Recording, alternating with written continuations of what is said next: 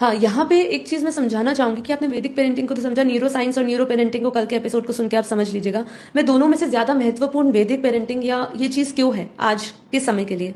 देखिए, जो भी समस्याएं हल कर सकता है, जो आपका मॉडर्न पेरेंटिंग आधुनिक रूप से जो आप सिखा रहे हो आज या सीख रहे हो, ये आपकी समस्या को हल कर सकता है, लेकिन जो वैदिक पेरेंटिंग होगा ना, वो समस्याएं उत्पन्न ही नहीं होने देता है। तो देखिए कितना बड़ा एक एक है, जो समस्या आएगी उसको आप कैसे टैकल कर सकते हो ये समझा रहे हैं, लेकिन एक समस्या पैदा ही नहीं होना देगा, क्योंकि आप हर एक परिस्थिति को अच्छी तरह उसको समझ सकते हो और फिर आप उसको उसके ऊपर अपना चिंतन डाल सकते हो और ये समझ सकते हो कि ये समस्या है ही नहीं, हमारा दृष्टिकोण ही अलग होगा। इसलिए वैदिक पेरेंटिंग इससे ज्यादा महान कह सकते हैं कि वो समस्या हल करता है, लेकिन वैदिक पेरेंटिंग समस्या उत्पन्न होने ही नहीं देता। न्यूरो पेरेंटिंग क्या कहता है, वो बिहेवियर को मॉडिफाई करता है, हमारा जो बिहेवियर जो व्यवहार है उसको बदलता है, लेकिन जो वैदिक पेरेंटिंग है वो पूरा स्वभाव को ही ट्रांसफॉर्म कर सकता है। तो ये एक बहुत महत्वपूर्ण इन दोनों में अंतर है, और इस यही एक विशेष गुण है जिससे आपको वैदिक पेरेंटिंग समझ आएगी कि वेदों से जोड़ना, माता पिता को जोड़ना, या एक हर एक जीव को, यहाँ माता पिता की बात नहीं करी, हर एक जीव की बात करी, जो जीव है, जो जीव बुद्धि से आया हुआ है,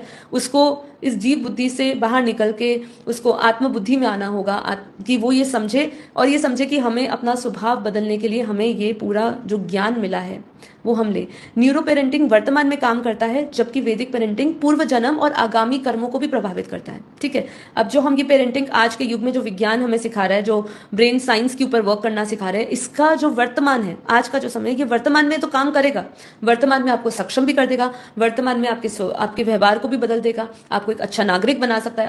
अच्छा इंसान बना सकता है, आपके व्यक्तित्व का विकास कर सकता है, उसको एक अच्छे गुणों से भर भी सकता है। लेकिन जो वैदिक पेरेंटिंग होता है वो आपके पूर्व जन्म, जिससे आप समझ पाते हो, क्योंकि इसमें सब कर्म सिद्धांतों को भी आप जानोगे, पूर्व जन्म और आगामी जन्म के को भी प्रभावित करता है। मतलब आपके व्यवहार और आपका स्वभाव इस तरीके से बदलता है कि जो आपके आने वाला जो जन्म है उसको भी एक अच्छी गति प्रदान देने के लिए वो बन जाता है, मतलब वो निमित्त बन जाता है ना। तो ये चीज है दोनों में, अगर हम समझे, न्यूरो पेरेंटिंग, आज का मॉडर्न पेरेंटिंग जो है वो शरीर और मन का विज्ञान है, उसको विकसित कर सकता है, उसको बेटर कर सकता है, लेकिन जो वैदिक पेरेंटिंग है वो शरीर, मन और आत्मा का शाश्वत ज्ञान है।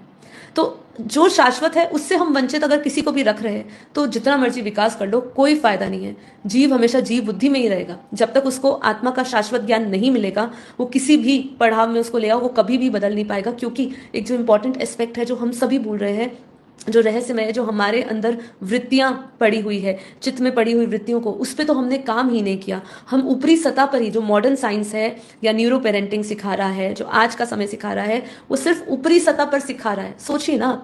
जो भीतर से जब तक परिवर्तन नहीं होगा